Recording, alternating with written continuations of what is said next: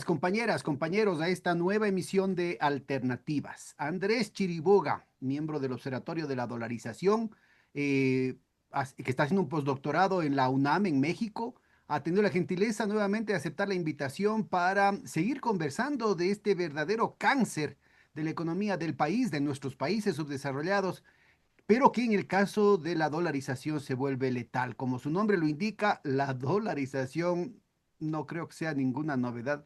Funciona con dólares. Y si sacan los dólares, pierde, como decía mi abuelita. Muchas gracias, Andrés. Bienvenido.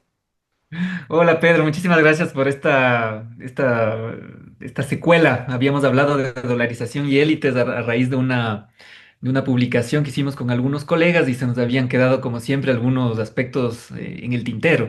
Y justamente habíamos quedado contigo en hablar de este tema de la fuga de capitales, que es brutal, ¿no? O sea, hay un proyecto de las élites ahí que, como tú dices en tu primer comentario, parecería una contradicción, ¿no? O sea, primero es parte del plan de las élites, ¿no es cierto? La visión que tienen las élites, además, que impusieron el modelo dolarizador, ¿no es cierto? Porque eso es lo que conversábamos la vez anterior, ¿no es cierto? Este era un proyecto de un sector de las élites que luego es una decisión que adopta Mawad. Incluso cuando el directorio del Banco Central, y hay unas declaraciones interesantes de quien en ese entonces fue presidente del directorio, Pablo Vettel, que dijo, nosotros a Mawad le dijimos no dolarice.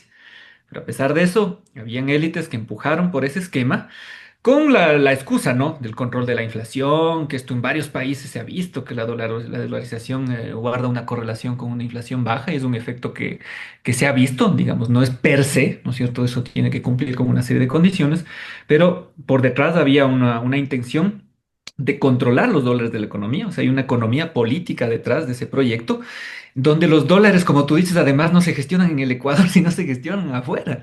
Entonces, eso es una barbaridad con respecto al sentido común que tiene la gente en Ecuador e incluso algunos especialistas económicos sobre cómo funciona la dolarización. Entonces, claro, para la dolarización tiene que haber dólares, como tú dices, pero cuando el proyecto de las élites que gobiernan ahora directamente el Ecuador es que su riqueza esté depositada fuera del Ecuador, eso es el verdadero atentado a la dolarización. Y una cosa que yo insisto es, a veces cuando hay economistas, hay especialistas, políticos incluso, que lo que han hecho es buscar la manera de ir más allá de las restricciones. Es un esquema monetario tremendamente restrictivo, el de la dolarización. Puede funcionar bajo ciertas condiciones y sobre todo si hay una política económica proactiva, pero es tremendamente restrictivo. Cuando hay reflexiones alrededor de eso para ver un poco cómo se le da un buen funcionamiento a la dolarización, les tachan de desdolarizadores, ¿no es cierto? Hay compañeros nuestros mismos que les han dicho desdolarizadores. Cuando efectivamente los que tienen la agenda desdolarizadora son los que sacan la plata del país. Y ahí capaz, Pedro, valdría iniciar con una cifra. Vi que se están dando algunos datos últimamente sobre fuga de capital, sobre cuánta plata está depositada fuera de la economía ecuatoriana. Yo al que me voy a referir, digamos, hay algunas discrepancias, ¿no? Porque se pueden revisar, hay algunos datos que son interesantes. Por ejemplo, los datos del propio Banco Central te pueden servir como referencia, ¿no es cierto? Se puede ver las publicaciones del Banco Central, la posición de inversión internacional, etcétera. Pero hay uno que a mí me parece bien interesante porque no es del Banco Central, no es del Observatorio de la Dolarización, no es del Pedro Páez que dice en el dato, sino el Fondo Monetario Internacional, ¿no es cierto? En el último reporte de finales de año, con el que le aprueban el último desembolso al Ecuador, ellos tienen un dato ahí que me parece bien importante, ¿no es cierto? El Fondo Monetario Internacional lo que dice es que existen 72.600 millones fuera. Hay setenta y algunos dos mil, ya dice el fondo, chuta. 72.600 millones afuera, verás. Y esto ya, ahorita estamos ya a finales de enero prácticamente.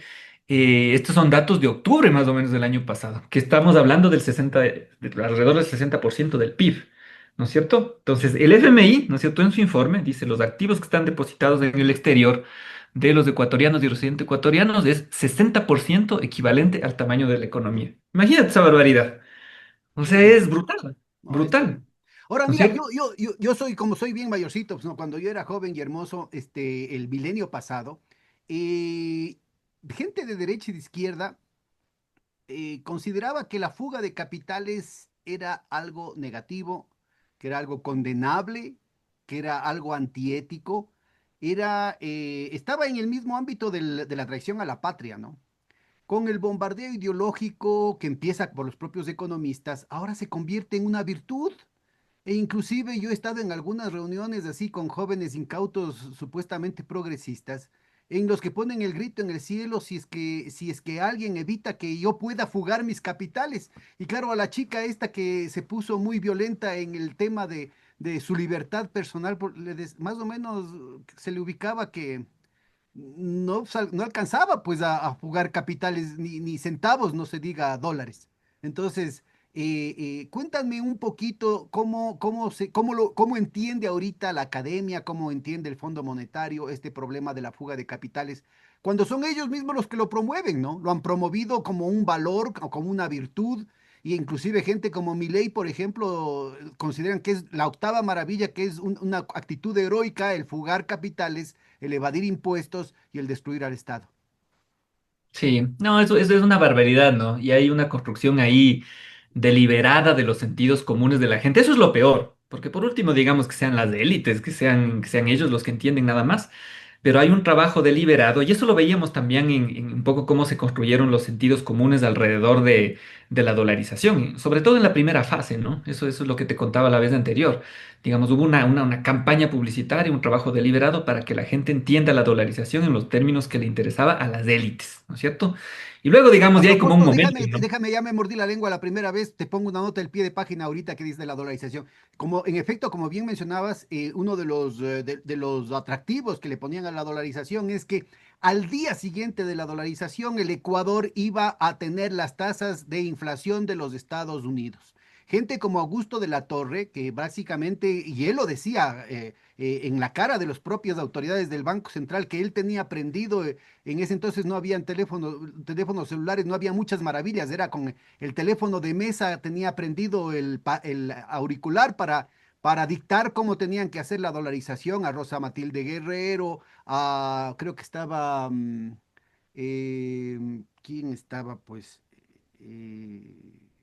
Dávila, que estaba en el Banco Central, Báez, creo que estaba de presidente de la Junta Monetaria, no recuerdo muy bien quiénes fueron los que estuvieron ahí en ese momento.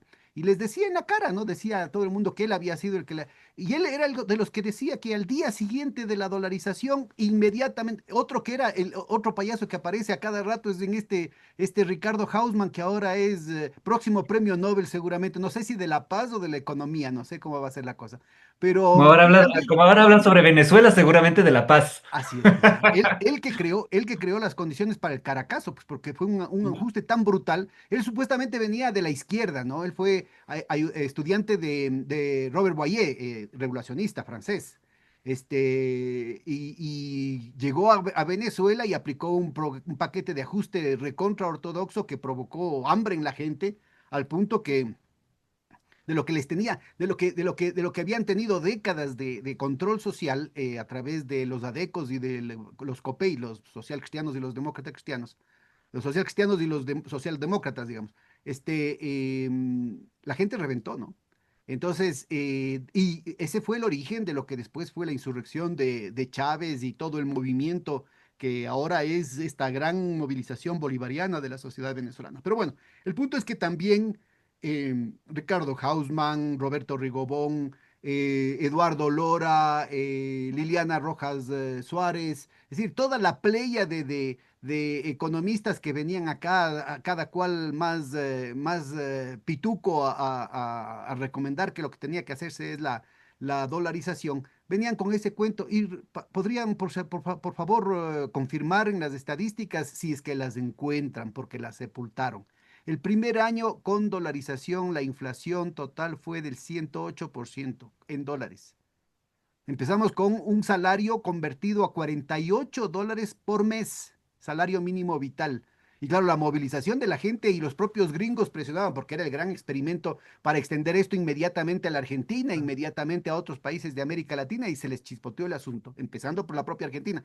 Acuérdate que el Fondo Monetario Internacional decía el Marco Flores que el fondo se oponía a la dolarización. Eso era de dientes para afuera porque a Fulton, que era el representante residente del Fondo Monetario en Quito, lo ascendieron a Buenos Aires precisamente para que vaya a hacer la dolarización allá y le salió todo mal, ¿no? Entonces, el punto es que 108% el primer año, 67% el segundo año, 38% el tercer año. Es decir, estamos hablando de un deterioro brutal de las condiciones, no solamente del consumidor, por el hecho de la erosión del poder adquisitivo, no solamente de los trabajadores asalariados, que a pesar de los aumentos, como la típica, ¿no? De que los aumentos van por el ascensor y los aumentos van por la escalera y los precios por el ascensor, sino también de buena parte de las empresas, congeladas sus ingresos en buena parte en sucres, a la cotización de ese momento y el rato de los ratos con inflaciones de ese tipo. Solo las grandes empresas, solo los nichos de mercado que podían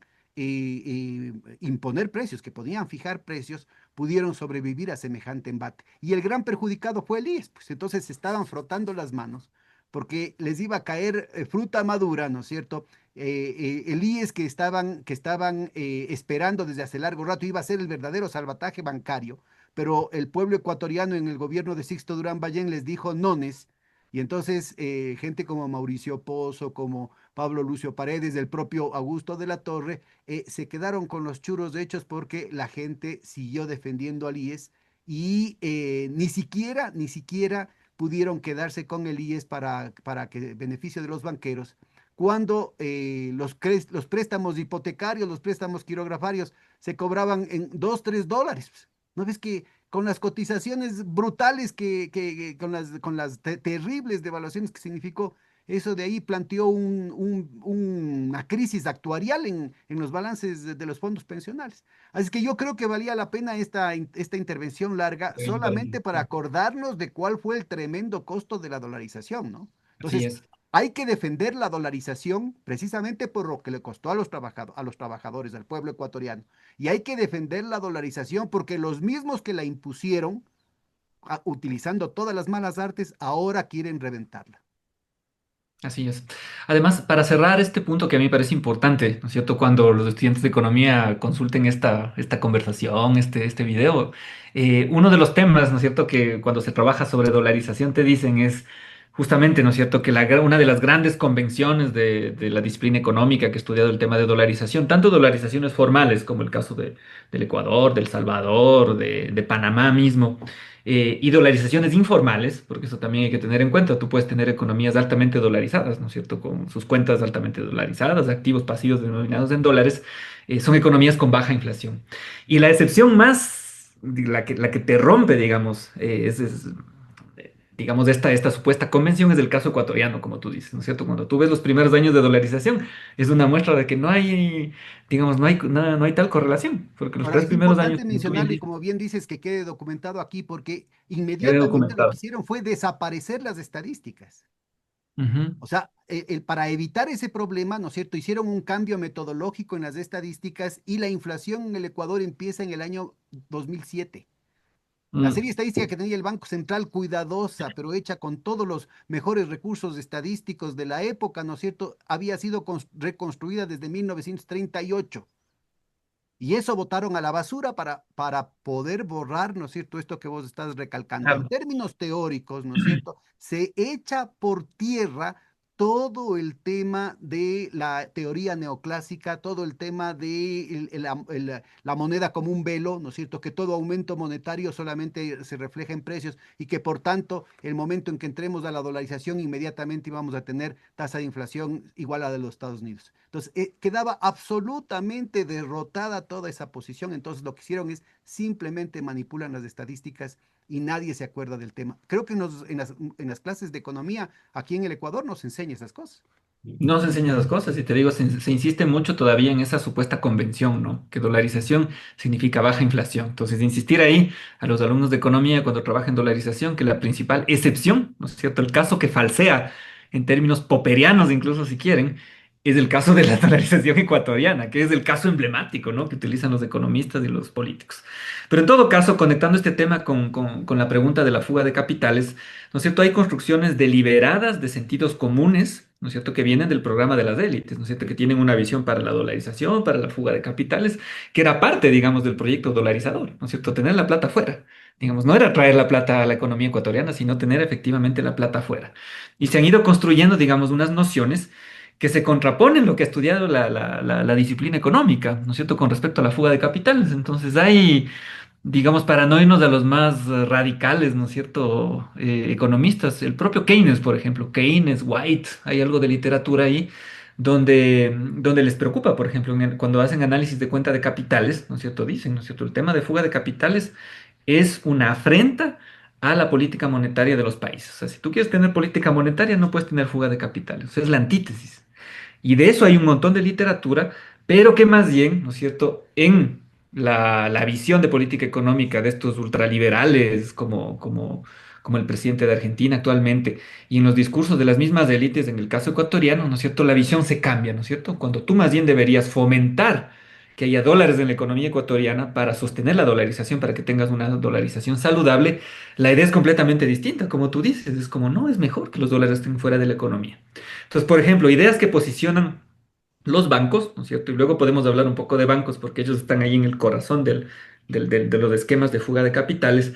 Claro, lo que te dicen es como es bueno, ¿no es cierto?, que la plata esté invertida afuera, porque es una manera de protegerle a tu ahorro, ¿no es cierto?, contra los vaivenes de la economía, la política, etcétera. Entonces son ese tipo de discursos los que posicionan, en vez de explicarle a la gente, que la gente entienda que es positivo que los recursos estén en el país, que estén invertidos en el país, ¿no es cierto? Los depósitos tuyos que estén en el país. Que además los banqueros lo que hacen, digamos, con eso son depósitos ajenos, no es siquiera plata de ellos. ¿No es cierto? Lo que están es fugando recursos de los ecuatorianos y ecuatorianas en este caso. Y a la gente le hacen pensar que eso es bueno. Por eso se oponen, por ejemplo, a políticas como y además tú trabajaste ese tema, Pedro, tú lo entiendes mejor que nadie, cuando se hablaba del coeficiente de liquidez doméstica, los depósitos que tenían que tener los bancos en el Ecuador, claro, ahí se oponen ellos. Dicen, no, no, no, eso no está bien.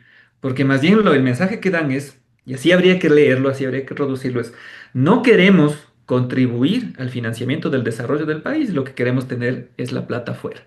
Pero el discurso que utilizan es que la plata estando afuera, ¿no es cierto?, realmente estando en el vaivén ahí de la especulación financiera internacional, en paraísos fiscales, etcétera, supuestamente es la manera de proteger los ahorros de los ecuatorianos y ecuatorianas.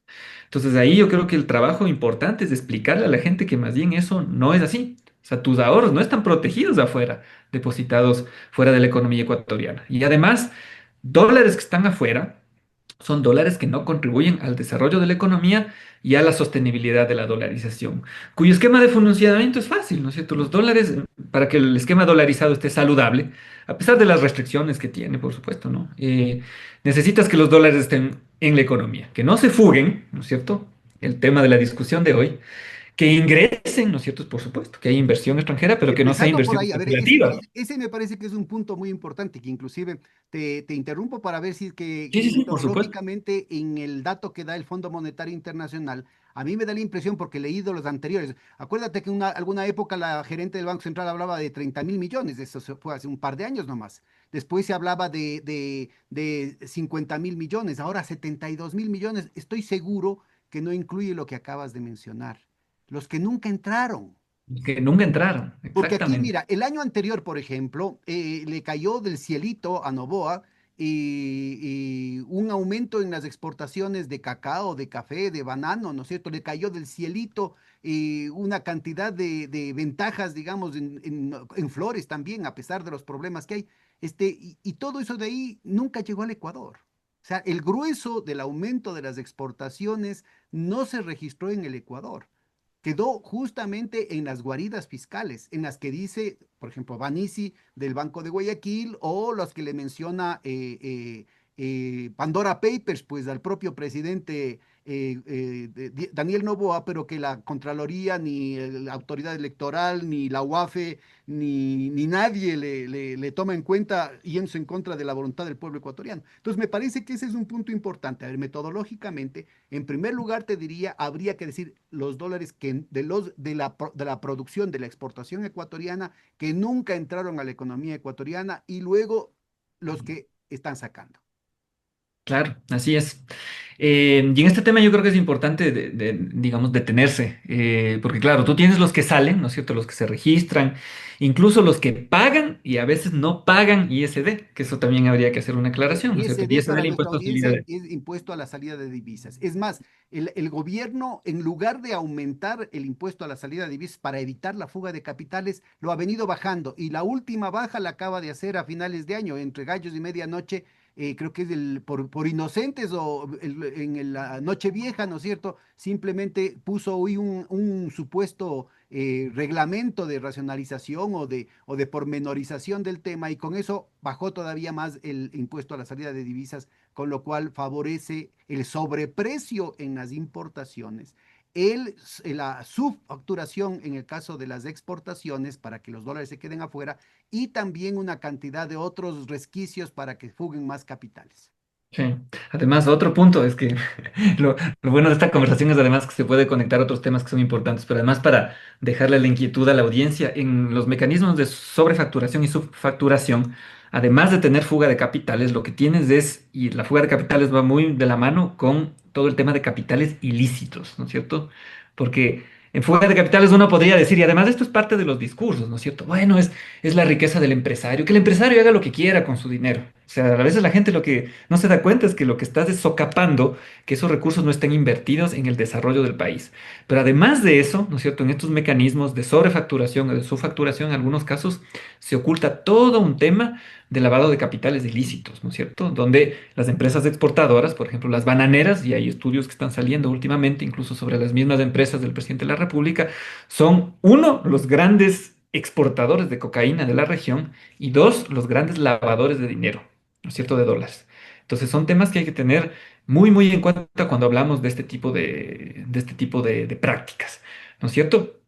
Esto, como tú ¿Por qué no decías, empezamos esto por por un este lado. punto? Vamos a profundidad de estos detallitos. A ver, vos dices que hay estudios que ya están mostrando que no es una casualidad, que no es que le han hecho el daño por hacerle quedar mal, sino que está directamente involucrado. Creo que es Novoa Trading, le dijo la candidata presidencial Luisa González, le dijo en la cara, en vivo y en directo, en pleno debate presidencial, y el otro admitió que sí, que Novoa Trading era de él, ¿no? Ahora cada vez salen aquí en el Ecuador los medios de comunicación comerciales no mencionan nada. La academia no dice nada, pero los sitios que aparecen en noticias y como bien mencionas, yo también he visto referencias, no me ha caído ninguno de esos estudios, el hecho de que Novoa Trading y otras empresas exportadoras están repetidamente involucradas en las capturas que se están haciendo en otras partes del mundo. ¿Por qué no nos das un pequeño panorama de ese tema? Inclusive por si alguien de nuestra audiencia quiere hacer una tesis sobre eso, ¿no?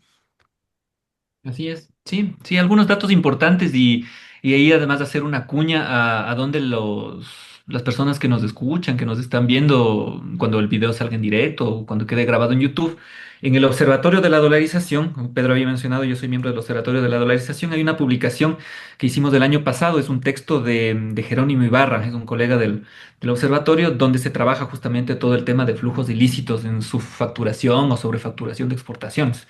Y les doy algunos datos. Es un trabajo, el periodo de análisis es 2000 a 2023, donde lo que se compara son las discrepancias, ¿no es cierto?, entre los montos que supuestamente están comercializados, ¿no es cierto?, que se exportan, con los datos de lo que se importa, ¿no es cierto? Entonces ahí tú ves que hay discrepancias, ¿no es cierto? Entonces a veces ves que están subfacturadas los valores de la exportación, donde ahí, digamos, se ve que existe un monto que son básicamente datos de salida de capitales ilícitos. Entonces, este es un primer tema al que contribuyen el negocio de la exportación, ¿no es cierto? Exportación de banano y otro tipo de exportaciones.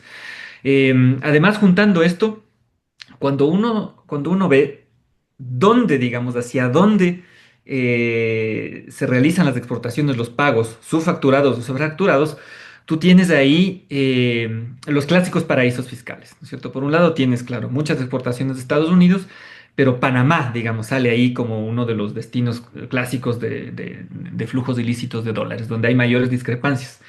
El dato que publicó nuestro compañero Jerónimo Ibarra en el Observatorio de la Dolarización habla de, en ese periodo de análisis, 25.000 millones de dólares, que sería la discrepancia, ¿no es cierto?, de fuga de dólares ilícitos solo a Panamá.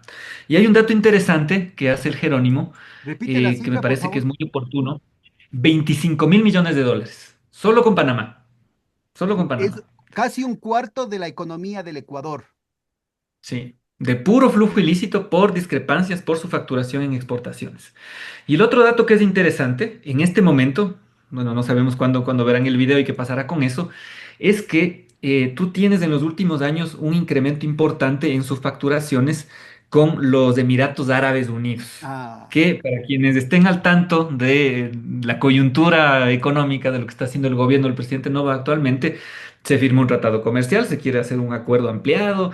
Entonces, justamente con este país, ¿no es cierto? Donde además básicamente es, según la Tax Justice Network, es el paraíso fiscal número 15. Tú ya tienes valores incrementales de su facturación de exportaciones, que llegarían solo en los últimos años, en los dos últimos años de análisis, a 55 millones de dólares. O sea, el Jerónimo hace un análisis de 2022-2023 y solo ahí ya tienes 55 millones de dólares, que dan cuenta de cómo las élites están utilizando cada vez más los ¿dijiste Emiratos Árabes. 55 millones o 55.000? 55, pero solo en los últimos 2 años. Ya. Entonces es poquito si tú le comparas, por ejemplo, con Panamá, con otros paraísos fiscales, pero es un valor que se está incrementando. Déjame Entonces la ahí sospecha. suelto a propósito de los Emiratos Árabes y de Dubái, que es la capital la más conocida, ¿no? A veces uno se Ujú, pierde ahí en términos de que no cogemos un mapita y es facilito ver un mapa para darnos cuenta de qué es lo que estamos hablando. Los ujú. Emiratos Árabes desde hace largo rato es uno de los países del Golfo que fueron capturados por el ente sionista, o sea, han sido títeres del Estado sionista desde hace décadas en varios manejos. Además, entendiendo que toda la estructura sionista está muy vinculada a la City de Londres, ¿no? Y desde hace largo rato se viene mencionando y pongo como, ahorita no me acuerdo el nombre de un estudio que se hace específicamente sobre el tema del lavado de dinero del tráfico de heroína desde Afganistán. Hay un detalle, pero pormenorizado de esto. De gente que estuvo vinculada al Pentágono, que menciona, aquí sopló el pito, como dicen ellos, ¿no? De este tipo de cosas. Pero ustedes pueden encontrar la referencia donde yo encontré inicialmente en el libro de Alfred McCoy. Alfred McCoy es un analista de la CIA por décadas, profesor universitario que todavía vive, continuador de una escuela, aunque difieren en muchas cosas, de Chalmers Johnson, él ya falleció, también tiene referencias a esto y de manera muy particular a cómo cambió todo el tema del tráfico de drogas y del lavado del tráfico de drogas, sobre todo después de la Segunda Guerra Mundial, hacia las Filipinas y la relación con los países del Golfo, sobre todo a Dubái, ¿no? Dubái es más reciente, es una cosa de las últimas 3, 4 décadas que explota como centro de lavado de capitales de la droga. Pero sobre todo después de la derrota de las fuerzas progresistas en Afganistán, ellos son sobre todo después de que los gringos desde la caída de las Torres Gemelas, desde el 2001, ¿no es cierto? Son 20 años en los que pasa Afganistán en cuestión porque los talibanes eliminaron la producción de amapola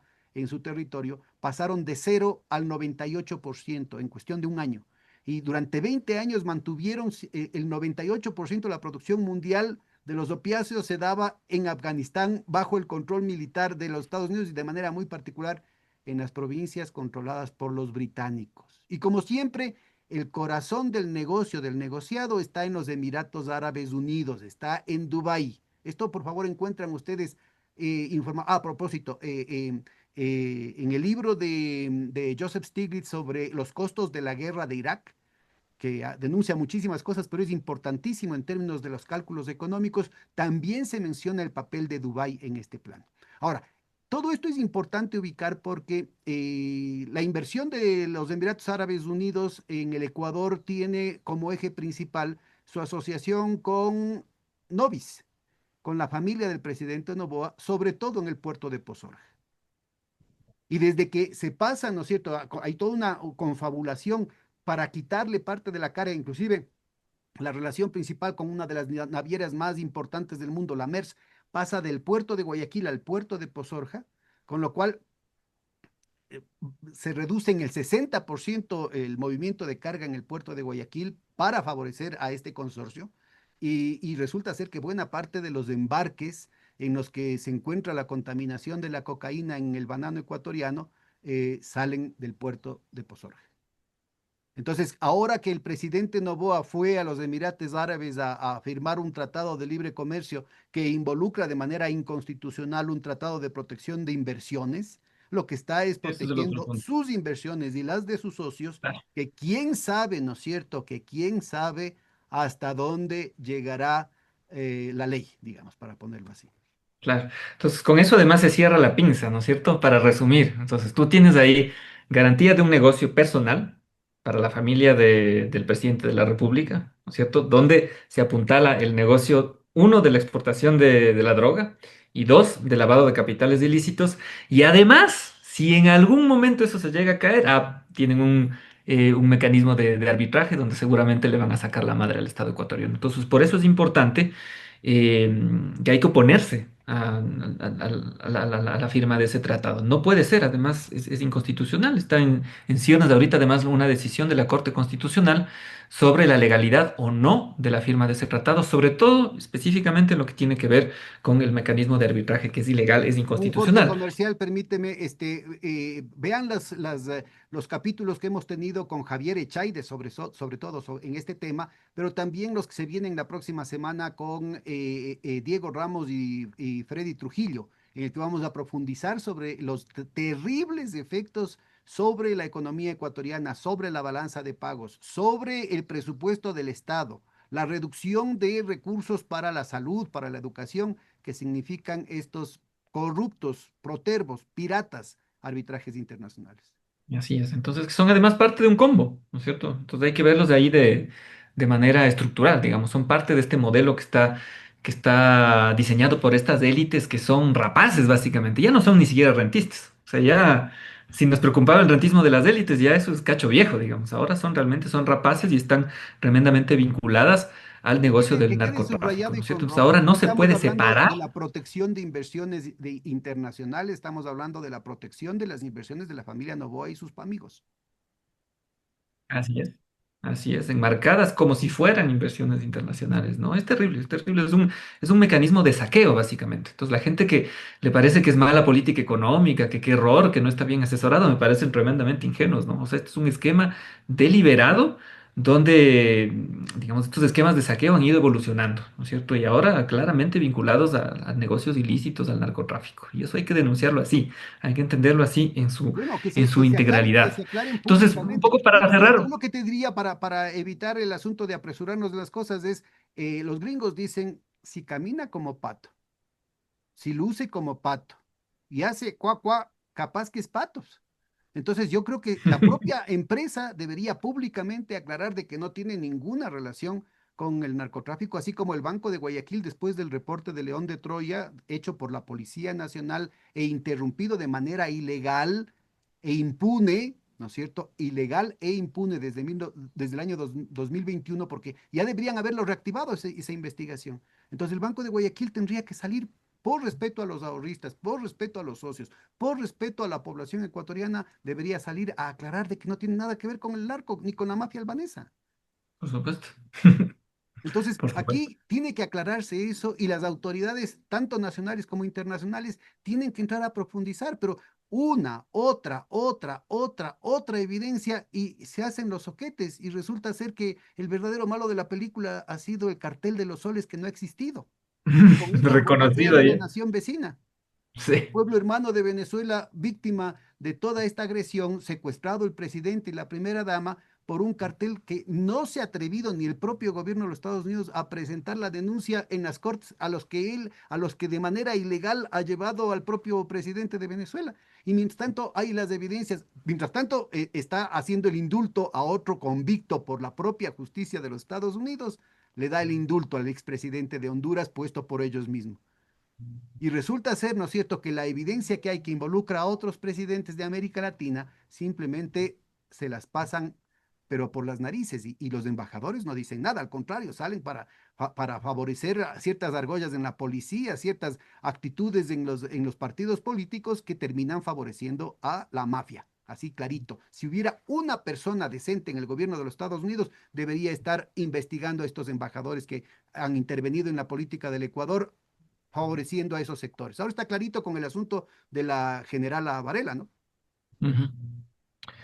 Entonces, estos son temas que deberían indignarnos y reconectando de nuevo con el tema de dolarización, que ponen además en gravísimo peligro la estabilidad de la dolarización. A Digamos, ver, eso es... vamos entonces con detalle. A ver, hemos ubicado un capítulo que es fundamental, que es el tema de la plata por sobrefacturación de importaciones y la plata por subfacturación de exportaciones. El Ecuador debería beneficiarse de las épocas en las que tiene buenas exportaciones y con excepción del petróleo, que hasta ahorita está todavía mayoritariamente en manos del Estado, en todos los demás rubros, ¿no es cierto?, pueden simplemente exportar y declarar 4 reales acá, nunca llega esa plata acá, nunca pagan impuestos por eso, dan unos salarios de miseria, ¿no es cierto? Y compran a los productores a precio de gallina enferma. Entonces, ese es un primer punto. Entonces, no es que es el empresario puede hacer lo que le da la gana con la plata, porque está perjudicando a toda la sociedad ecuatoriana, sector público, sector privado, asalariados, empresarios, estamos hablando de toda la cadena de valor. Y obviamente, ¿no es cierto? Ahí juegan un papel fundamental el sistema financiero y las guaridas fiscales, las cuentas offshore y esa cuestión. Lo mismo en el caso equivalente es en el caso de de la sobrefacturación en las importaciones. No sé si sobre eso tienes algún detalle. Tenía, a ver, los datos que te di, los que decía, y además yo creo que Lo de invitarle, digamos, a Jerónimo la gente Ibarra, que los nos... 25.000 millones de dólares eran de su facturación, ¿no? Eso es de su facturación de exportaciones con Panamá, nada Con más. Panamá. Qué Con bestia. Claro. Panamá. ¿Cómo? Tenemos, claro, lo que tenemos es varios datos y esto como para que lo puedan revisar. Además, no se, digamos, no se queden con, digamos, únicamente con lo que se puede decir acá. Digamos, yo creo que ahí también es importante incentivar una cultura de la verificación, de que la gente vaya, entre, digamos, vea que los datos son verídicos. Nosotros tenemos una publicación un poquito más amplia que les decía, de autoría de Jerónimo Ibarra, un colega, que se llama Ecuador Exportador Neto de Capital Ilícito. Entonces ahí se detallan algunos, digamos, varios datos que les estoy viendo en este tipo de discrepancias, como el dato de Panamá, como el dato, ahí básicamente se hace énfasis también en el tema de Emiratos Árabes, por el tema del Tratado de Protección de Inversiones y el tratado comercial que se está firmando. Esos datos los tenemos ahí. Estoy revisando ahorita si tenemos algo más para compartirles. eh, con respecto Mientras a esta mientras publicación. encuentras ese dato, simplemente hagamos alguna referencia general. El tema, Correcto. el espejo, ¿no es cierto?, que es inverso, es la operación inversa, es a la subfacturación de exportación, es decir, registrar Claro, por menor valor lo que en verdad se vendió al exterior. Entonces, como decía, están exactamente. perjudicando al fisco, están perjudicando a los productores, están perjudicando a los trabajadores, están perjudicando a toda la cadena de valor, no pagan impuestos, no pagan salarios, no pagan utilidades, etcétera, etcétera, ¿no? Primer punto. Pero el otro, la alternativa es la sobrefacturación, es decir que lo que han comprado del exterior es mucho más caro. Correcto. Y entonces con eso están mandando más plata, ¿no es cierto?, sin que aparezca como fuga de capitales. Y entonces Exactamente. Y esto es ahí es un, donde se ocultan los capitales ilícitos. bueno, Exactamente. han habido varios intentos por encontrar mecanismos estadísticos de detección de este problema y es mucho más difícil porque obviamente en el caso de los precios de la importación pueden jugar temas como la calidad de las importaciones, importaciones de lujo y una situación, tema que se convierte en la gran cortina de humo para que los importadores de autos, por ejemplo, Ujú. importadores de yates, por ejemplo, ¿sí? Entonces, vean ustedes lo importante que es este mecanismo para fugar capitales. Nuevamente, aquí lo que se conoce como la due diligence, ¿no? Es decir, es el hecho de que los bancos que hacen las operaciones de pago tienen la obligación de hacer las investigaciones del caso. Y lo cierto es que nunca reportan nada. O sea, estamos hablando de miles de millones de dólares que Ujú. las Naciones Unidas tiene claro control, o más bien dicho, clara alerta sobre ese asunto, que la CEPAL ha hecho claras alertas sobre el asunto, que la CAF y el BID han hecho alertas sobre ese asunto, y sin embargo, acá las autoridades nunca mencionan que los bancos han reportado que ha habido un sobreprecio en las importaciones. Entonces, no Ujú. sé si tengas alguna cifra con ese tema. Sí, verás, ya le encontré la cifra que quería compartirles, que es bien importante, que es, digamos, la gran cifra agregada. Digamos, luego se hace, digamos, por temas incluso de comunicación para hablar sobre Panamá, que es la principal guarida fiscal con la que ha trabajado Ecuador, las élites, los propios gobernantes actuales del Ecuador. Pero en la cifra agregada, además, como tú decías, esa puntualización que hiciste, Pedro, me parece que es bien importante, porque tú tienes como un doble mecanismo, ¿no es cierto? Puedes subfacturar y puedes sobrefacturar. Entonces, cuando tú subfacturas exportaciones, sobrefacturas las importaciones, ¿no es cierto? Porque siempre alguien vende y alguien compra. Y tienes el mismo mecanismo al revés, ¿no es cierto? Cuando sobrefacturas las exportaciones, tienes subfacturación e importaciones. Y para estos dos casos, ¿no es cierto? Para el primero que les digo, su facturación de exportaciones y sobrefacturación de importaciones, en el periodo de análisis 2000-2023, les insisto, váyanse a ver el blog del observatorio donde presentamos estos datos, de dónde vienen las fuentes, pueden dar clic, meterse ahí a ver si son ciertas las cifras que ponemos. Eh, Estamos hablando de, en ese primer mecanismo, 147.000 millones de dólares en el periodo ¡Qué de análisis. barbaridad! A ver, Primer mecanismo. estamos hablando de 3 4 años, 147.000 millones de dólares. Es No, decir, bueno, esto sería entre 2000 y 2023, Pedro. O dos sea, mil todo dos este mil periodo veintitrés son 20 años. Bueno, pero estamos son 20 años, hablando de un PIB y medio. exactamente. Primer mecanismo. Y segundo mecanismo es el que es al revés, como en espejo, ¿no es cierto? Que es los flujos de entrada. Sobrefacturación de exportaciones con subfacturación de importaciones que llegaron a 70.000 millones de dólares en el mismo periodo de análisis. Estamos hablando de un saldo neto de salida de 70.000 millones de dólares.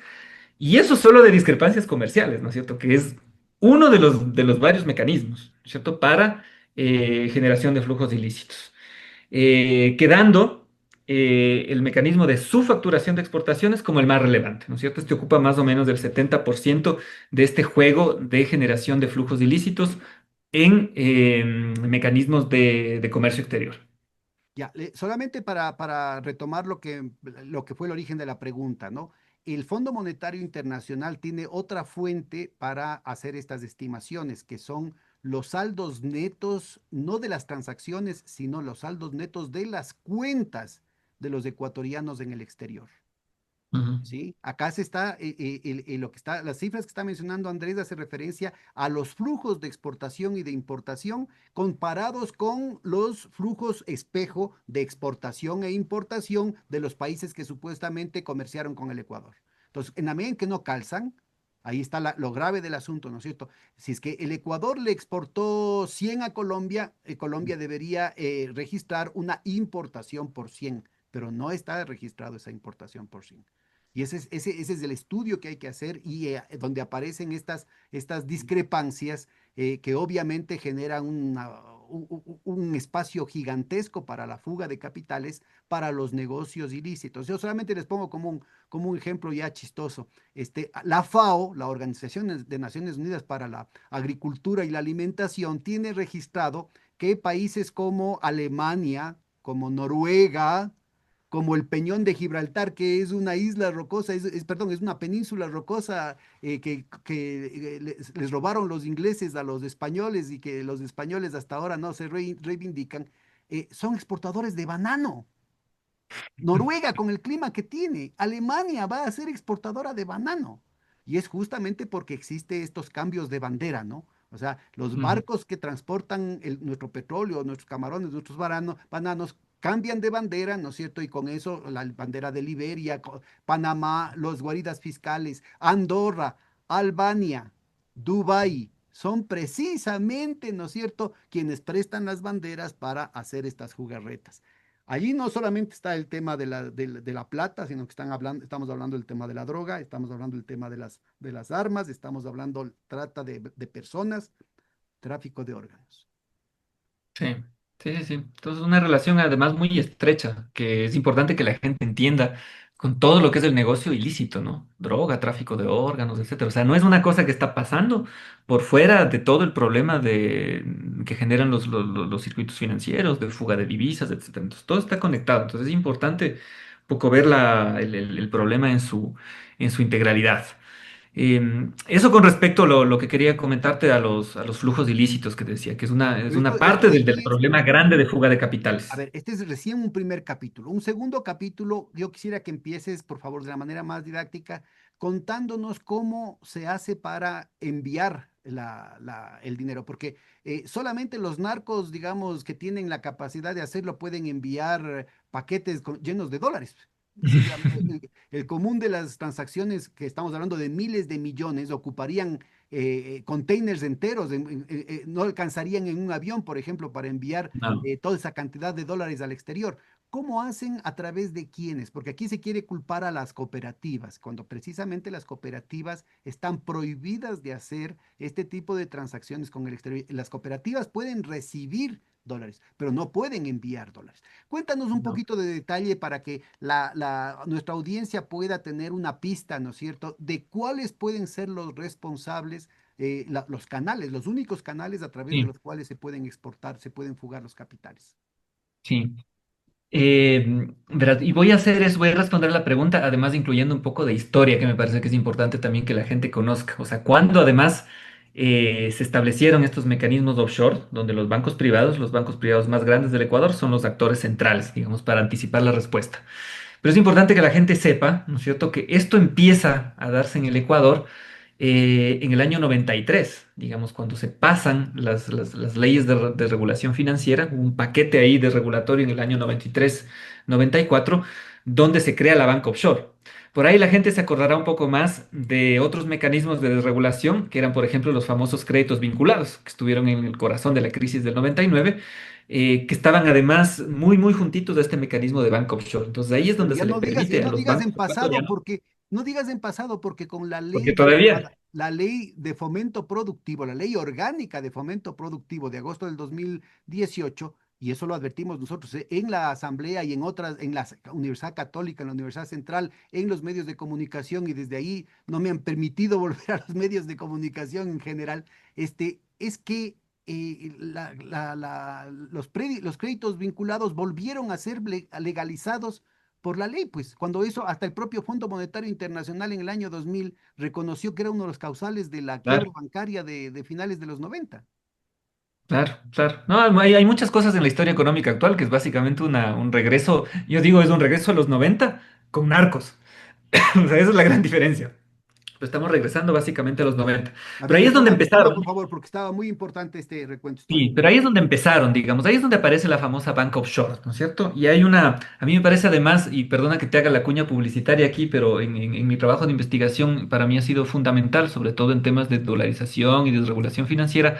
Hay un texto clave, me parece, para entender esto, que les recomiendo que vayan a ver, autoría Pedro Páez, el año 2000, que se llama Liberalización Financiera, Crisis y Destrucción de la Moneda Nacional en el Ecuador, que es además un texto donde mientras los voceros del Banco Central, la literatura económica convencional contaba otra historia sobre la dolarización y la desregulación, Pedro lo que hace ahí es un poco te cuenta la verdadera historia, ¿no es cierto?, de cómo se llegó el Ecuador a perder su moneda nacional sobre la base de estas desregulaciones que fueron impulsadas por las élites. Además, un trabajo que yo he hecho ahí de revisar toda la literatura que hay sobre dolarización en el mundo y sobre todo en el caso ecuatoriano, es como que se olvidan de las élites, ni se les habla, no se habla de banca, no se habla de nada, excepto el único texto que habla de ello es el texto de Pedro. Perdona que te haga la cuña publicitaria. Ahora hay algún par de necios, pupilos del Pedro, que andamos de nuevo hablando de élites o de dolarización y no nos está yendo tan mal, felizmente. Todavía no nos tachan de desdolarizadores. Pero es un texto fundamental. Mientras ustedes tenían, por ejemplo, todos los textos del Banco Central, donde tienen ahí Marco Naranjo y compañía, ese texto habla del rol de las élites. Y habla, por ejemplo, de el proceso de liberalización financiera, donde está el tema de la banca offshore. Y por si acaso, ¿Qué le permitió? ese texto es hecho, a pesar de que tenía otra información, adrede es hecho de manera muy restrictiva, exclusivamente con las cifras que el Banco Central, las autoridades que fueron las responsables de la desregulación financiera que llevó a la crisis bancaria, exclusivamente con las cifras que ellos daban. Exactamente. Entonces ahí aparecen las famosas subsidiarias offshore de los bancos ecuatorianos, que estaban principalmente establecidas y siguen establecidas en Panamá, en Miami, en Bahamas, en las Islas Caimán, ¿no es cierto? Y hay toda una lista. Y hay otro trabajo que es bien interesante, es de otro compañero nuestro, un hombre más conocido en la política ahora actualmente, Andrés Arauz, que trabaja mucho este tema, ¿no es cierto? De todo el tema de banco offshore es parte de la tesis doctoral de Andrés Arauz. Él es doctor en economía financiera y trabaja todo este tema. Parte de esa tesis la hemos publicado nosotros como post en el blog del Observatorio de la Dolarización. Igualmente les recomiendo que lo consulten, ¿no es cierto? Entonces ahí se ve, por ejemplo, toda la historia de las subsidiarias offshore que se crearon en la banca a partir, ¿no es cierto?, desde que aparece la banca offshore. Entonces tú tienes ahí... En Panamá tienes incluso bancos establecidos en la Florida, ¿no es cierto? El Banco del Pacífico, ¿no es cierto? Que ahora está en manos del Estado todavía, a pesar de que hay intereses ahí desde hace años en que eso se lo lleve el capital privado de vuelta. Estableció una banca offshore en su momento cuando, digamos, no pertenecía al gobierno en el estado de la Florida. Y eso sí, en este ejercicio de privatización del Banco del Pacífico, eso sí lograron hacer las delitos. O sea, finalmente lograron que el Pacific National Bank que era una subsidiaria offshore del Banco del Pacífico, sea vendida al sector, a los capitales privados. Y era un banco brutal, con licencia para operar en todo el territorio de los Estados Unidos y, digamos, finalmente se lo quitaron de nuevo, porque es peligroso el Estado que tenga, ¿no? Ellos son los que tienen que tener ese tipo de subsidiarias offshore para hacer sus negocios oscuros. Entonces, el Banco del Pacífico tenía una subsidiaria offshore, el Pichincha tiene, el Bolivariano. Pedro había hablado del Banco Banisí, ¿no es cierto?, que está vinculado a Guillermo Lazo, el Produbanco, el Continental, toditos hermanos sus subsidiarias offshore. Entonces pueden ahí ver en el Observatorio de la Dolarización un listado extensivo. Entonces de ahí crearon, ¿no es cierto? Pega la crisis eh, y una de las disposiciones que dicen Pero es, cuéntanos, para digamos, nuestra se audiencia, ponen por algunas favor, antes de restricciones. que entres con lo de la crisis, cuéntanos qué es la banca offshore.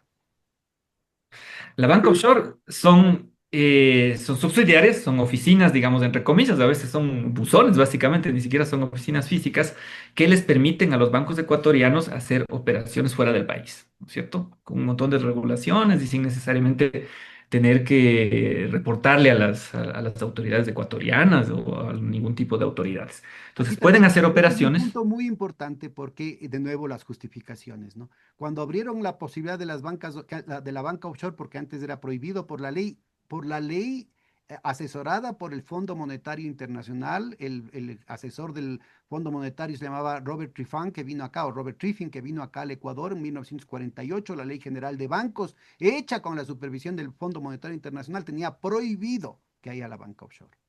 Entonces, el Claro. pretexto era que se necesitaba esta ficción jurídica, porque en muchos casos era una gaveta en el propio banco, una gaveta escondida, donde estaban las cosas con una jurisdicción ficticiamente externa, para no ser sujeto a evaluación por parte de la autoridad, ni del Banco Central, ni de la Superintendencia de Bancos. En algunos casos, como muy bien dices, estamos hablando de un buzón en las Bahamas.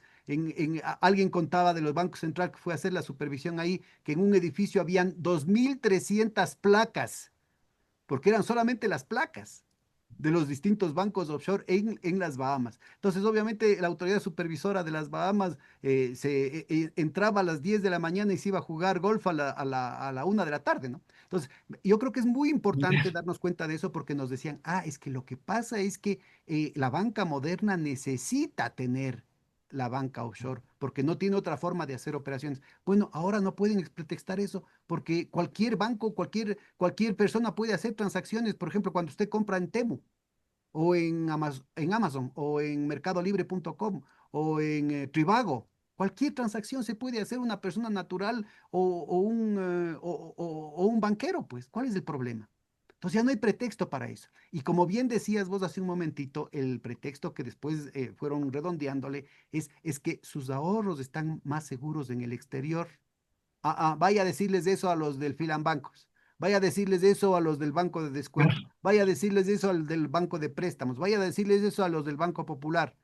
Vaya a decirles eso a los de los otros bancos que todavía están en pie y que no digo los nombres para que no haya problemas legales, porque ahora no se puede ni siquiera decir esas cosas, ¿no? Entonces, yo sí creo que es muy importante porque la superintendencia de bancos presentaba cada rato con unos costos de viáticos terribles, ¿no? Se iban los auditores de la Superintendencia de Bancos a disque a revisar los activos que tenían los bancos en el exterior, en las offshore. Y venían triple A, 95% de los activos que tenían los bancos estaban en el exterior, estaban pero en las mejores condiciones, porque los ahorros de los ecuatorianos están mejor protegidos en el exterior, porque son sistemas financieros más seguros. El rato que hubo problemas, ¿no es cierto? Vinieron hasta las auditorías internacionales, ¿te acuerdas? Las grandes firmas vinieron acá. ¿Sí? A decir, ah, los bancos ya, los que estuvieron en problemas a la vuelta de la esquina, a la vuelta de la esquina quebraron. Sí. Entonces, desaparecieron, se esfumaron esos recursos. Todos esos activos de los bancos, que eran la muestra de la solidez de la economía ecuatoriana, ¿no es cierto? Se esfumaron el rato de los ratos. Y la gente se quedó perdieron los ahorros toda la vida. Y los banqueros multimillonarios en Miami, que ahora están recibiendo hasta el vuelto, ¿no es cierto? Y los bancos quebrados acá, la gente quebrada acá. Entonces, esos son los mecanismos que siguen funcionando de manera totalmente espuria ahorita. ¿Por qué tiene que tener un banco del Ecuador? ¿Por qué tiene que tener una banca offshore? Cuando puede tener bancos corresponsales como hace cualquier operador en el mundo. Así es. Sí. Entonces, un tema para completar la historia es que, claro, Pedro se refirió a la crisis del 2000, ¿no es cierto? Entonces, una de las cosas que las reformas normativas de la época, ¿no es cierto? La famosa Trole uno tenía que capturar era, bueno, tienen que controlar este tema de las offshore, ¿no es cierto? Porque eran créditos vinculados, banca offshore, todo estaba en el marco de la crisis. Pero lamentablemente la historia de la regulación ecuatoriana está llena de huecos y está lleno de mecanismos que regresan en la historia, como había dicho Pedro con el tema de los créditos vinculados ahora en el año 2018. Entonces, ¿qué es lo que pasó con la Trole uno en el año 2000? Dijeron, bueno, vamos a controlar. Pero quedó un hueco abierto ahí que le permitió a los banqueros ecuatorianos todos irse hacia Panamá. Por eso Panamá es tan importante y es tan central. Cuando ustedes ven además dónde están concentrados los capitales offshore de las élites ecuatorianas y los bancos ecuatorianos, uno dice, ustedes ven, ¿no es cierto? Fuera de capitales de Estados Unidos. Incluso en Estados Unidos a veces tiene que ver mucho con el tema de compensación de pagos de tarjeta de crédito y demás. Y Panamá, siempre sale Panamá. Y Panamá se volvió muy importante porque en el caso de Panamá, luego del año 2000, se les permitió a los banqueros ecuatorianos, se les prohibió todo, pero en Panamá les permitieron que se asienten todavía ahí con una cosa que se llamaba licencia general. Y esto es una historia que cuenta bien el Andrés Arauz en la tesis de doctorado. Entonces dice, en Panamá se les permitió relocalizarse con la figura de licencia general. Había licencia general y había otro tipo, licencia internacional. Entonces, licencia internacional no podían tener. Prohibido por la Superintendencia de Bancos, por las reformas normativas del año 2000. Ah, pero licencia general, a eso no dice en la legislación ecuatoriana, así que bueno, eso los dejamos tener. Entonces, eso les permitió que toditos se vayan a Panamá y sigan captando depósitos, colocando préstamos, etcétera, desde esa jurisdicción. Y eso les permitió seguir haciendo todas las actividades truchas, por utilizar ese término así muy coloquial, desde por eso Panamá es tan importante. Ahora se han diversificado, ¿no? O sea, ahora paraísos fiscales tienes hasta en estados de los Estados Unidos, Delaware y otros. Pero por eso Panamá es tan importante. Por eso cuando ustedes vean Panamá, Panamá, Panamá, es por eso. Porque en un momento, ¿no es cierto? En el año 2000 se fueron toditos a Panamá a operar bajo licencia general que escapaba esas nuevas restricciones que había metido la ley Prole 2. Y como el Pedro también dice, ¿no es cierto? La superintendencia de bancos ahí supuestamente iba, tenía que controlar, no controlaba nada, porque decía, bueno, ahí no tienen licencia internacional, tienen licencia general, entonces ahí pueden seguir operando sin ningún problema. ¿Qué es lo que han hecho? Para ya ir un poco cerrando la pregunta de Pedro, digamos, ¿cuáles son los mecanismos, ¿no es cierto? ¿Por qué, digamos, siguen funcionando así? Capaz se pueden recoger digamos, en cuatro tipos de mecanismos. El uno es el que decía Pedro, incluso diciendo, bueno, tampoco van a ser depósitos en efectivo, pero hay depósitos en efectivo también, ¿no es cierto? De los narcos, etcétera, de las personas que llevan plata en efectivo, depósitos en especie se llaman. Luego tienes depósitos directos offshore, ¿no es cierto? Es plata, por ejemplo, por concepto de réditos de exportaciones, es lo que les explicaba Pedro hace algún rato, ¿no es cierto? El exportador de bananas, camarón, flores, etcétera, hace su negocio, ¿no es cierto? Le pagan por eso y eso nunca se deposita en ningún banco ecuatoriano, peor cooperativa.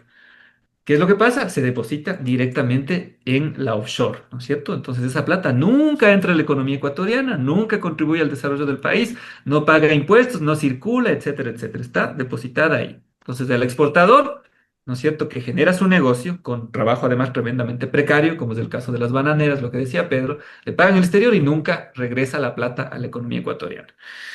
No tengo, Pedro, lamentablemente algún momento se hizo en el Banco Central un estudio de este tipo, cotejando datos del sector financiero con datos de aduana y, por ejemplo, en exportaciones del sector bananero se determinaba que metían $0, cero. Lamentablemente de esto no hay información, nunca se publicó, se estaba cotejando algo de datos, pero la respuesta que dio el Banco Central, en ese momento yo participaba en el directorio de la Junta Monetaria. Yo era miembro del directorio como parte de la Secretaría de Planificación. Y el dato que nos presentaron parecía broma. O sea, al director que estaba a cargo del estudio le decíamos, oye, pero es cero, así como, o sea, no meten ni 100 millones así como para amagar. No, no, decía cero. No meten nada, no meten ni un solo dólar a la economía ecuatoriana. Todo depósito directo en offshore, que es otro de los mecanismos. Pues acaso de Luego tiene esto mecanismos de el transparencia, Jonathan perdón. Baez ha hecho con otras fuentes, ha hecho una ubicación de los rankings de cuánto es lo que fugan capitales, cuánto es lo que tienen en estas offshore los grandes grupos monopólicos del Ecuador, los datos del SRI, que obviamente están subregistrados, ¿no? Pero ahí presenta, y tenemos también un capítulo específico dedicado a ese tema, pero ahí está como pista. Los montos son muchísimos, estamos hablando de miles de millones de dólares. Así es. Entonces tienes ese primero. Luego tienes, digamos, incluso transferencias utilizando los sistemas electrónicos, el SWIFT, etcétera, digamos, de salida de recursos, que incluso a veces pagan ISD y a veces no pagan ISD. No pagan el impuesto de salida de divisas, que me parece que es una cosa que es importante mencionarla. Entonces, estas son transferencias donde se utilizan mecanismos de fideicomisos para no pagar impuestos. O sea, vos puedes contribuirle recursos a un fideicomiso en el Ecuador y luego te pagan con un crédito tipo cash collateral, por ejemplo, en Panamá, en las Islas Caimán, etcétera, que son mecanismos que utilizan las élites ecuatorianas y que utilizan todas las élites en el mundo. Ahí, por ejemplo, para responderles una pregunta que la gente se puede preguntar, dice, bueno, la gente que fuga, ¿no?, si tienen los recursos fuera del país, ¿cómo usan la plata? ¿No es cierto? O sea, ¿cómo, o sea, finalmente, cómo les llega la plata? Entonces, el mecanismo predilecto de las élites es lo que se conoce como un cash collateral, ¿no es cierto? Entonces, ellos depositan la plata y luego las instituciones financieras les prestan plata contra su propio dinero, ¿no es cierto? Entonces, así es como funcionan las élites, así es como acceden a sus recursos. Pero esa plata está ahí, en paraísos fiscales, en un fideicomiso, no paga impuestos, nadie sabe que es de ellos, nadie sabe, ¿no es cierto? Nunca aparece así el titular. Es una empresa de papel constituida en Panamá que tiene otra empresa, que la dueña está en las Islas Caimán, que el otro dueño está en Delaware, etcétera, y nunca son de ellos. Pero esos fideicomisos, contra los recursos que están depositados ahí, les prestan plata, ¿no es cierto? Les prestan plata. Es el mecanismo al que acceden las élites de sus propios recursos, ¿no es cierto? Eso también está Déjenme que aquí documentado. haga una pequeña nota al pie de página, cómo Por se favor, Pedro. vincula con los créditos vinculados, valga la redundancia. La articulación y la importancia de los créditos vinculados, ¿no es cierto? Es que el banco puede prestar con plata de los ahorristas o puede simplemente crear dinero de la nada y le deposita en la cuenta. Y al mismo tiempo le pone, ¿no es cierto?, en el debe y en el haber, en el pasivo y en el activo. Entonces aparece como un pasivo del banco porque está en la cuenta de a quien le prestó, ¿no es cierto? Pero al mismo tiempo aparece como un activo del banco porque aparece como un crédito. Ahora, si es que esa plata se manda a la offshore, no hay ningún problema, pues, pero no hay ningún respaldo. ¿Cuál Ujú. es el respaldo para que pueda mandar esa plata al exterior y que pueda quedar, ¿no es cierto?, en un fideicomiso y que pueda ser utilizado como cash collateral? O sea, que sobre esa plata que era ficticia, que no existía, ¿no es cierto?, aparece como garantía, como colateral de otro crédito que le da en el exterior justamente a partir de la relación, de la triangulación que tiene en torno a esta relación de las offshore y de la corresponsalía, porque no opera un solo Ujú. banco. Ujú. Justamente la Reserva Monetaria Claro. Internacional del Ecuador, que incluye no solamente la plata de los bancos, sino que incluye también la plata de todos los ecuatorianos a través de los precios del petróleo, de las recaudaciones de las ventas de petróleo, a través de las recaudaciones inclusive de los impuestos, a partir de lo del IVA. La plata que usted está pagando en el IVA no se está utilizando en los hospitales porque está guardadita en el Banco Central como reserva que permite hacer estos manejos de cash collateral a los que hacía referencia Andrés. Sí. Entonces, esos, Pedro, son los mecanismos, así a grosso modo, a través de los cuales funcionan digamos, estos esquemas de bancas offshore, que lo que hacen, para insistir, es tener la plata que podría estar, digamos, depositada para utilizar este término en la economía. Incluso para los que son obsesivos con el tema de reservas internacionales, ¿no? La Asociación de Bancos y demás, que te dicen, estamos preocupadísimos y ahora estamos contentísimos con los niveles de reserva. Digamos, este tipo de operaciones, o las que ni siquiera contribuyen a que aumenten los niveles de reserva internacional, porque esa plata que un exportador nunca ingresa a la economía ecuatoriana, a su banco predilecto, al Banco del Pichincha, digamos, al Banco de Guayaquil, digamos, es plata que no contribuye a alimentar los niveles de reserva. Y plata además que sale, ¿no es cierto?, contribuye negativamente a los niveles de reserva. ¿A quién le toca sostener entonces los niveles de reserva ecuatoriana? ¿No es cierto?, que ahora están felices y demás. Al propio gobierno, a los migrantes que envían sus remesas, ¿no es cierto? Esa plata sí llega a la economía ecuatoriana. Eso es lo que sostiene los niveles de reserva. Además, en el caso del endeudamiento del gobierno ecuatoriano, de una manera tremendamente preocupante, porque cuando tú te endeudas para pagar más deuda, y ahí Pedro, si quieres podemos hablar un poco del FMI y de las condiciones que ponen este tipo de préstamos, porque no es que te prestan la plata para que le pagues la deuda al gobierno autónomo descentralizado de tal provincia, que va a pagar sueldos, que va a hacer inversiones, que va a contratar maquinaria. Lo que te dicen es, no, no, no, no, esa platita tú tienes que tenerle ahí reservada para que cumplas con tus compromisos con tus acreedores. Primer acreedor, el propio Fondo Monetario Internacional. Entonces te prestan plata para que le pagues al mismo y por supuesto los otros acreedores. Entonces tú tienes que tener ahí los niveles de pago garantizados para los acreedores de deuda externa. Entonces es plata que entra, que en algún momento te hace ver como que la Reserva Internacional sube, pero en algún momento esa plata se va a ir, pues porque tienes que pagar la deuda. Entonces, fuga de capitales y además pagos de deuda, ¿no es cierto? Cuando es deuda vinculada, deuda básicamente establecida para pagar otra deuda, son los que básicamente tienen impacto en los niveles de reserva internacional. Y Toda la Freddy, plata que sí está.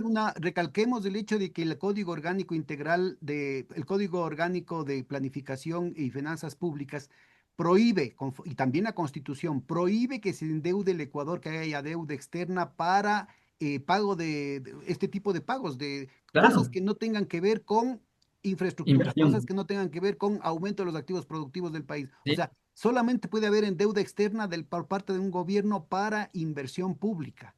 Y aquí se está así es. endeudando para pagar la deuda. Claro, claro. Y tú cuando haces un análisis fino, y aquí me parece que es importante, esto creo que lo hemos conversado quizá en otros. Por si acaso, la definición del servicio de la deuda es gasto corriente, ¿no? Y eso está Sí, expresamente prohibido. Así es que desde el origen está ilegal e inconstitucional este manejo que han hecho desde el gobierno de Moreno hasta acá. así es. Y además, cabe recalcar que la última vez que le preguntaron a la gente si quería cambiar la constitución, incluso para cambiar este tipo de cosas, la gente dijo no, nuestra constitución está bien, entonces eso hay que respetarlo. Pero es terrible, ¿no es cierto?, lo que hace el propio Fondo Monetario Internacional y los gobiernos que han tomado este tipo de deuda. Claro, lo que te dicen es, en ningún lado dice literalmente, esta plata sirve para pagar deuda del propio Fondo Monetario Internacional. Pero claro, cuando tú ves los indicadores de monitoreo del crédito, ¿no es cierto? Tú tienes ahí, hay un indicador en los indicadores, en los QPR se llaman del Fondo Monetario Internacional, que te dice que no tienes que tener retrasos en el pago de deuda externa. O sea, la manera en cómo te miden el desempeño de ese crédito, de ese programa crediticio, es usted tenga los arrears, se llama en inglés. O sea, los arrastres de pago de deuda externa tienes que tener en cero. Entonces, si el indicador de desempeño del crédito del Fondo Monetario Internacional es no se atrasa en el pago de sus créditos, ¿Qué estamos tú? usando deuda para pagar deuda, pues no me metas cuenta. Entonces yo le iba al gerente del Banco Central, a la ministra de Finanzas, que dicen, no, no, no, es que en ningún lado dice así específicamente, pero quienes sabemos de seguimiento y evaluación de programas de crédito o por último de cualquier tipo de proyecto, va a decir, bueno, cuando tú ves el indicador y el indicador básicamente te dice pague deuda, entonces ¿para qué es el recurso que te están dando? Pues está clarísimo. pero esa es la hipocresía, Pedro, del tema del Fondo Monetario Internacional, que era otro de los temas que me parecía a mí Que además el Fondo importante Monetario abordar con el Internacional ha tema sido el del primer fuga. interesado en desregular el sistema financiero, a pesar de que en el año 2000-2001 reconoció que el haber impuesto la Ley General de Instituciones del Sistema Financiero en 1994 había sido el causal de la crisis bancaria. A pesar de que el Fondo Monetario Internacional ha hecho una cantidad de mea culpas respecto a la desregulación de los mercados de capitales, siguen insistiendo en eso, siguen insistiendo en que se reduzca y se elimine el impuesto a la salida de divisas. En definitiva, siguen insistiendo en que se favorezca la fuga de capitales. Así es, que además ya hablamos de violaciones de la Constitución ecuatoriana, ¿no es cierto?, en tomar este tipo de créditos, pero también hay violaciones de la Constitución del Fondo Monetario Internacional, que se llama Artículos. ¿cómo se traduciría esto en español? Los artículos de agreement del Fondo Monetario Internacional. Es como el documento fundacional, o sea, el Fondo Monetario Internacional tiene como una constitución, ¿no es cierto? Cuando se Los creó artículos de en consentimiento creo que 1944. se les llama. Los artículos de consentimiento, exactamente. Entonces, los países partícipes del Fondo Monetario Internacional se pusieron de acuerdo en un texto que es la ley del fondo, ¿no es cierto? Que son estos Articles of Agreement en inglés. Desde 1944, perdón, y luego les han ido haciendo unas enmiendas como a toda constitución.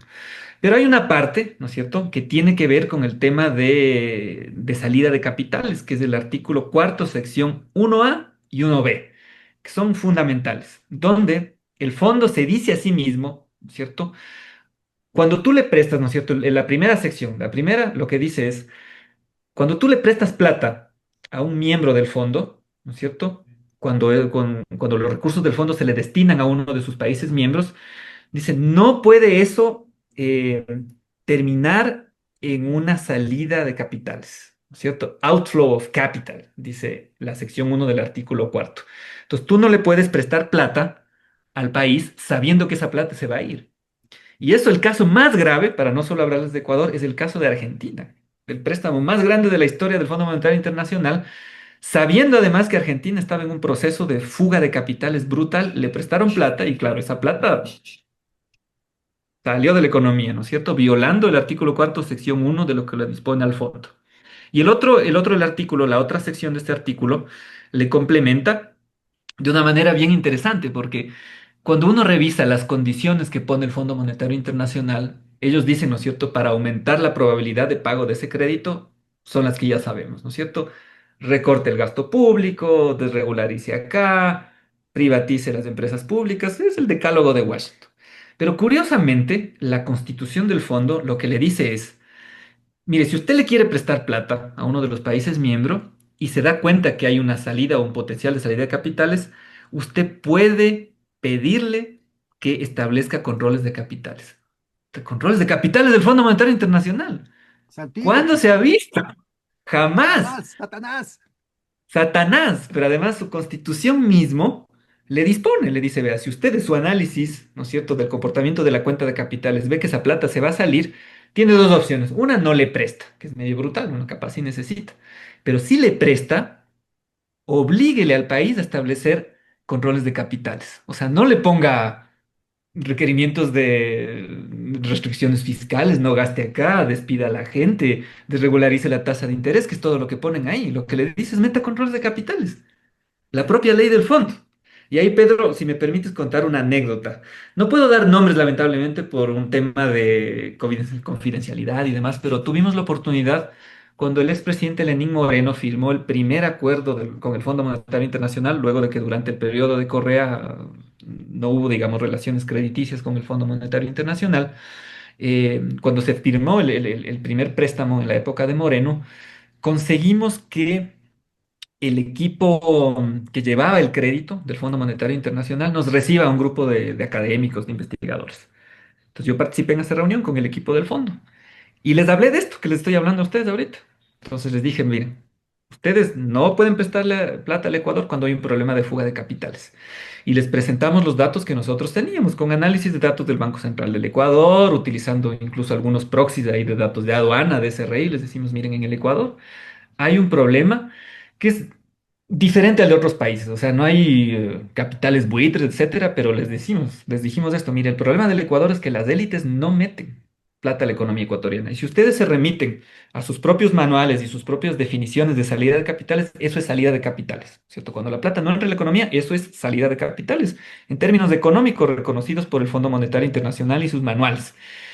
Y yo pensé que les estaba contando una novedad, dije, capaz no saben, ¿no? Pero tenían clarito, sabían perfecto, sabían que no era igual que Argentina, tenían clarísimo todos esos datos.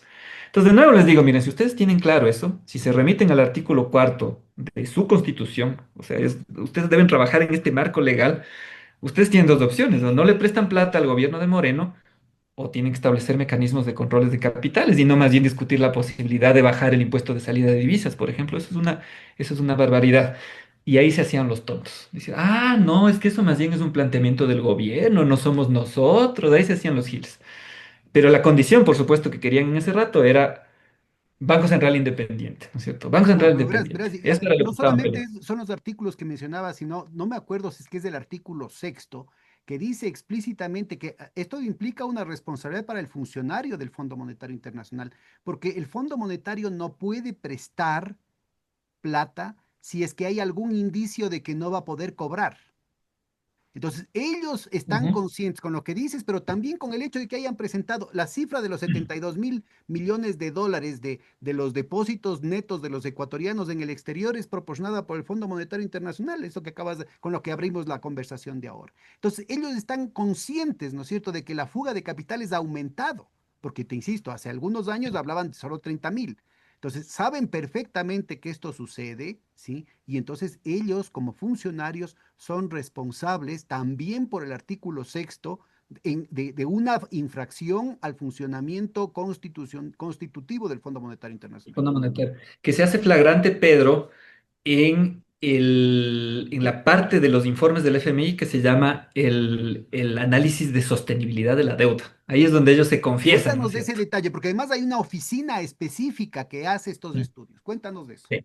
Entonces, el DSA, por las siglas en inglés, ¿no es cierto? El análisis de sostenibilidad de la deuda, lo que te dice es, miren, esta plata le vamos a dar a Ecuador, ¿no es cierto? Esto es lo que necesita, esto es lo que han requerido, nos han hecho una petición, hay una carta de intención, etcétera, pero vamos a analizar la capacidad de pago, ¿no es cierto? A ver si puede pagar o no puede pagar. Y usualmente lo que dice esto, y les invito además que vayan a ver, digamos, el último documento del último crédito que tomó Novoa o incluso los reportes, la parte del DSA. El DSA usualmente lo que dice es la probabilidad de pago de Cuéntanos esta dónde se deuda es encuentra. baja. Lastimosamente está solo en inglés, pero cuéntanos dónde se encuentra ese informe del TSA. El informe del DCA es un capítulo ahí en el informe del fondo, se llama Debt Sustainability Analysis por las siglas en inglés, que es además una de las barreras con las que nosotros en el observatorio siempre hemos peleado, porque mucho de esto en el Ecuador no se discute porque está en inglés, no se traduce, no se transparenta, se queda en inglés, entonces a veces hemos hecho un ejercicio además de traducir. Y es un componente, digamos, donde se analiza la capacidad de pago del país. Y lo que dicen los convenios crediticios con el Ecuador es que la capacidad de pago del Ecuador es baja. Es decir, seguramente no va a poder pagar. Y el análisis lo que te recomienda además es para aumentar la probabilidad, que es bajísima de pago, lo que tienes que establecer básicamente políticas de ajuste estructural, ¿no es cierto? O sea, tiene que ahorrar Por si más. acaso Correa heredó una deuda con el Fondo Monetario y acabó su periodo con 360 millones, creo, de deuda con el Fondo Monetario Internacional, porque tenía que seguir pagando, aunque no adquirió ni un solo centavo de deuda del Fondo Monetario Internacional. De esos 360 en estos 8 años, ahora hemos pasado a 14.800 millones de dólares de deuda con el Fondo Monetario Internacional, a pesar de que cada año se paga más y más y más. Y a pesar de que se paga más, la deuda no se reduce. Y de esos 14.000, bueno, a esos 14.800 hay que aumentarle los 2.000 millones de dólares de desembolso que como apoyo político le dio el Fondo Monetario Internacional al gobierno de Novoa en diciembre. Sí. No, entonces el Ecuador está endeudadísimo y como les decía, en ese capítulo es donde el fondo dice, mira, no hay una probabilidad buena de que esto se pague. Entonces ahí, entonces, ¿cómo le prestas al país? ¿Listo? ¿Cómo le estás prestando? Y por supuesto, a este análisis lo que le atan es, bueno, ¿cuáles son las condiciones entonces para que mejores ese mecanismo, esa posibilidad, para que aumente un poquito esa probabilidad? Las medidas que ya sabemos, ¿no es cierto? Entonces tienes que recortar el gasto público, recortar personal, etcétera, etcétera. Entonces son supuestamente las medidas que te van a ayudar a aumentar tu capacidad de pago de ese préstamo que es bajísima.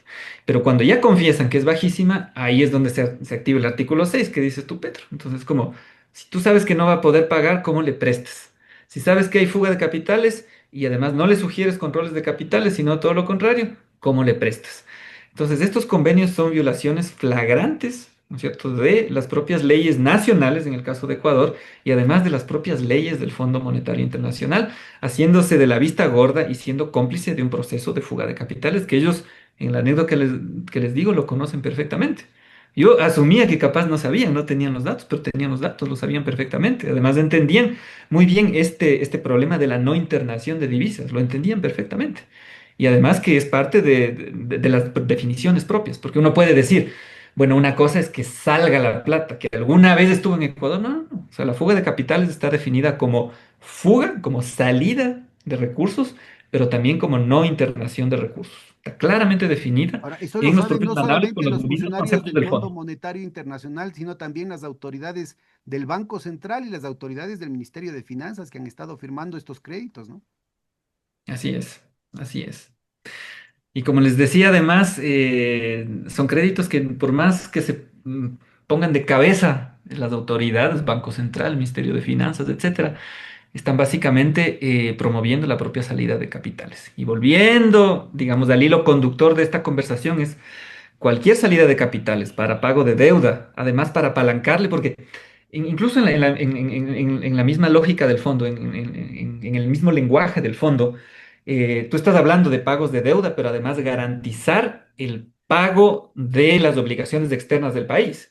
Y el pago de obligaciones externas del país muchas veces es fuga de capitales, ¿no es cierto? Que tú le garantices los dólares a las élites para hacer una transferencia y colocar esos recursos en la Vale, subsidiaria offshore del banco con el esto que por está favor trabajando. profundiza porque me parece que es un punto clarísimo que sin embargo queda totalmente borrado o nublado en las estadísticas oficiales, en los balances de los propios bancos, porque una de las formas de fugar capitales es precisamente el adquirir préstamos ficticios a través de las offshore, sea el banco directamente o algún crédito, ahí está el papel de los créditos vinculados, o alguno de los dueños del banco, formales o escondidos, o algún gran cliente del banco, ¿no es cierto?, que recibe este crédito ficticio para hacer una inversión que obviamente queda complementada porque después hay que pagar, obviamente con sobreprecio, con una importación, y luego hay que pagar, obviamente, de manera ficticia los dividendos o el servicio de la deuda, tanto de las empresas como de los bancos, como de los accionistas del banco a través de los créditos vinculados, que termina siendo, ¿no es cierto?, en realidad un mecanismo para sacar la plata afuera. Cuéntanos, cuál es el estatuto de eso, digamos, en las investigaciones que vos has venido viendo? Si es que hay alguna Sí, cifra o en alguna otra parte han hecho alguna metodología. sí, cifra no tengo a la mano, pero el mecanismo, en buena medida, como lo explicas tú, es, digamos, tomar un crédito y usualmente el aporte, si el recurso estuvo en Ecuador, ¿no es cierto? Ya nos olvidamos por un momento los recursos que se depositan directamente en las offshore, pero si el recurso estuvo en Ecuador o está cobrado o corresponde a captación de depósitos, etcétera, en Ecuador, claro, tú le contribuyes a un fideicomiso en Ecuador, que es el mecanismo con el que tienes que pagar un crédito que está tomado en el exterior. Y además son bien hábiles porque utilizan la propia normativa para hacerle catalogar como inversión, de manera que no tengas que, al momento que tú sacas ese recurso de la economía, no pagas impuestos de salida de divisas. Entonces le sacan sin pagar impuestos, porque por último tú podrías decir, bueno, que saquen la plata, pero que paguen el impuesto. Pero como le catalogan como inversión, ¿no es cierto? Utilizan las propias, ¿cómo se llama esto? Las deducciones tributarias que se dan a la inversión. O sea, si sería inversión real. Entonces, si tú inviertes, si es un fideicomiso que está invirtiendo en el Ecuador durante un cierto periodo de tiempo, que se queda en el país, que genera multiplicadores, que genera empleo, chévere, ya. Por último, entiendes, es un inversionista extranjero que trajo la plata, la hizo producir y bueno, en algún momento quieres sacar su plata, saca, paga el impuesto y ya. Pero claro, tú para incentivar eso dices, bueno, hay mecanismos para que no pague el impuesto, siempre y cuando me deje la inversión. Entonces hacen pasar ese fideicomiso como si fuera inversión, ¿no es cierto? No pagan impuesto de salida de divisas y luego con eso pagan el crédito que está generado en la subsidiaria offshore. Entonces son mecanismos a través de los cuales las élites siguen sacando la plata y no pagan impuestos. Ahora, fíjate lo interesante de lo que estás hablando es cómo van articulando, es decir, cómo van, como el Lego, ¿no? Van armando con distintas piezas, ¿no es cierto? Mecanismos que pueden ser paralelos, los van poniendo juntos y se convierte en una maquinaria de fuga de capitales, pero gigantesca. Estaba pensando mientras hablabas del papel que cumplen, bueno, las nuevas condiciones, los temas de propiedad intelectual, el tema de las licencias, de las patentes, el tema de los pagos de asesoría, ¿no es cierto? En el que no hay forma de controlar. A ver, porque por último vos puedes decir, a ver, un carro de lujo pueden trampear con el sobreprecio en las facturaciones, ¿no es cierto?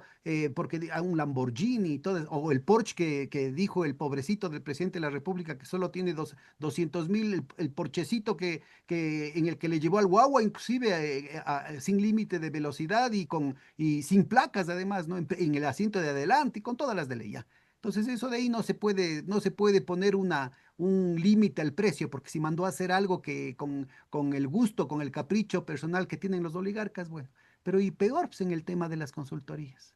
¿Hasta dónde llega el pago de las licencias? ¿Hasta dónde llega el pago del core bancario? Ah, acuérdense del papel que tuvo Tata, esta empresa que dice que es india, pero que en realidad forma parte de la articulación de familias Parsi en la India con el grupo Rothschild, ¿no? Entonces, este es un mecanismo de fuga de capitales, es un mecanismo de extracción de excedentes, un mecanismo de transferencia de recursos, de transferencia de dólares, de transferencia de propiedad, pero fabuloso. Entonces, las nuevas condiciones, si ponemos junto todo lo que hemos hablado, créditos vinculados, subfacturación, sobrefacturación, offshore, guaridas fiscales, el tema de las licencias, de las patentes, de las consultorías, bueno, ¿dónde acaba esto? Y si a esto le sumas el tema de los arbitrajes, misericordia. Ese es el combo completo.